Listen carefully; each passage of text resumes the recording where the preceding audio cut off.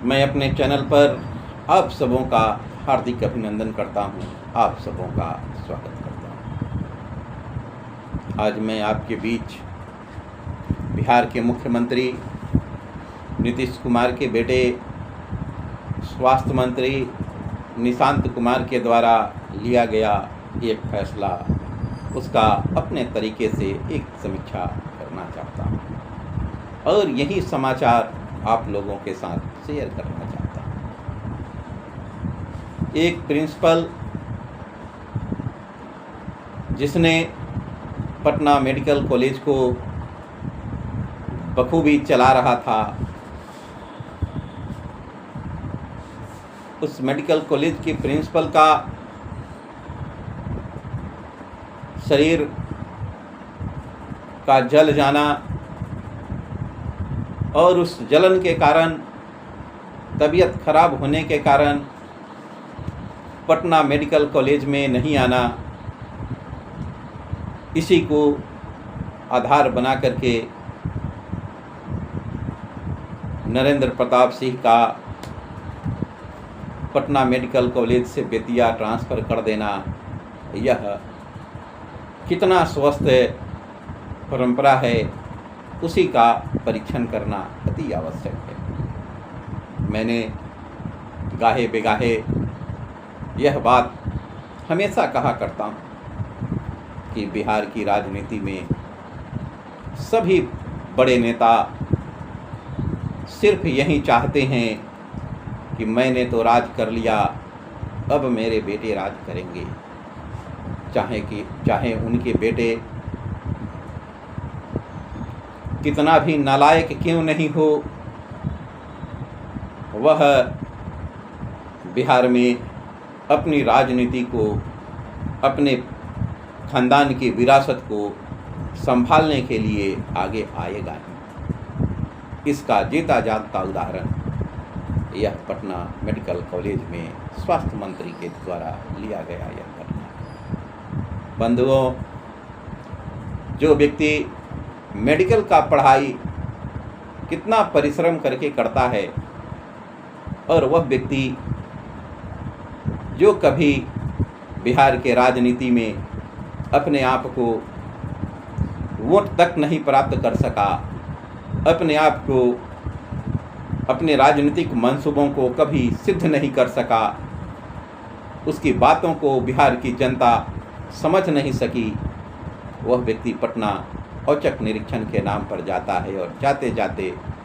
एक वरीय डॉक्टर जिसको रिटायरमेंट में 6 महीने का समय बाकी है और उसको वह तबादला करता है। कहाँ? तो बेतिया। जब यह बात डॉक्टर के पास पहुंची तो उस डॉक्टर ने भी इस अवस्था में जब सहन नहीं हुआ तो उस व्यक्ति ने भी अपनी सारी पीड़ा को एक प्रेस कॉन्फ्रेंस के माध्यम से जनता के समक्ष रखा, जनता की अदालत में भी रखा। देश का संविधान, देश की जनता संविधान को ताकत देती है और संविधान की आड़ में शासन चलाया जाता है और संविधान के शपथ लेने वाले लोग सिर्फ दुराग्रह से प्रेरित होकर के काम करते हैं। यह बात कभी से भी किसी भी तरीके से न्यायोचित प्रतीत नहीं होता। बिहार सरकार के सम्राट चौधरी मंत्रिमंडल के स्वास्थ्य मंत्री ने जब अपने औचक निरीक्षण में गए तो उन्हें निश्चित रूप से डॉक्टर के बारे में पूरी जानकारी लेना चाहिए था, प्रिंसिपल के बारे में पूरी जानकारी लेना चाहिए था कि आखिर वह डॉक्टर क्यों नहीं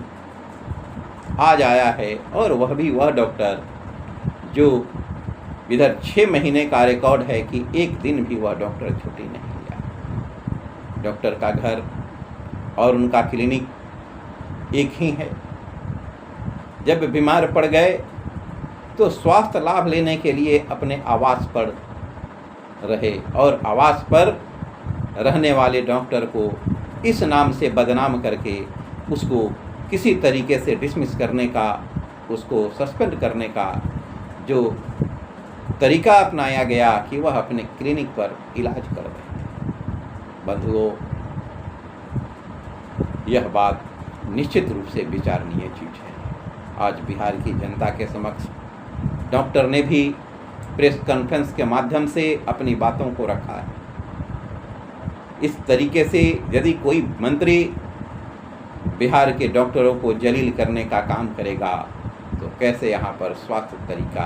स्वास्थ्य सिस्टम स्वस्थ तरीके से चल सकता है,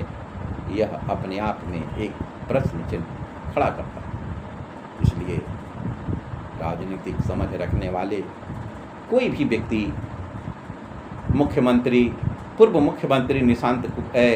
पूर्व मुख्यमंत्री नीतीश कुमार के बेटे निशांत कुमार के इस कदम को कहीं से भी जायज़ नहीं ठहराया जा सकता है और यह ये न्यायोचित काम नहीं। इसलिए अविलंब उस डॉक्टर से क्षमा मांगते हुए स्वास्थ्य मंत्री नीतीश कुमार को अपने कामों पर, अपनी गलतियों को आत्मबोध करने का प्रयास करना चाहिए और डॉक्टर को सुचारू रूप से वहाँ काम करने का इजाज़त देना चाहिए। उस डॉक्टर ने प्रेस कॉन्फ्रेंस के माध्यम से जनता के समक्ष जो बात रखा वह कहीं से भी किसी भी तरीके से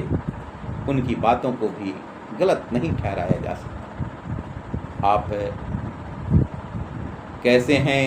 आपकी राजनीतिक समझ कैसे है, क्या है, यह बात तो बाद की बात है,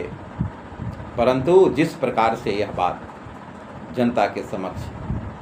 आया है वह कहीं से उचित प्रतीत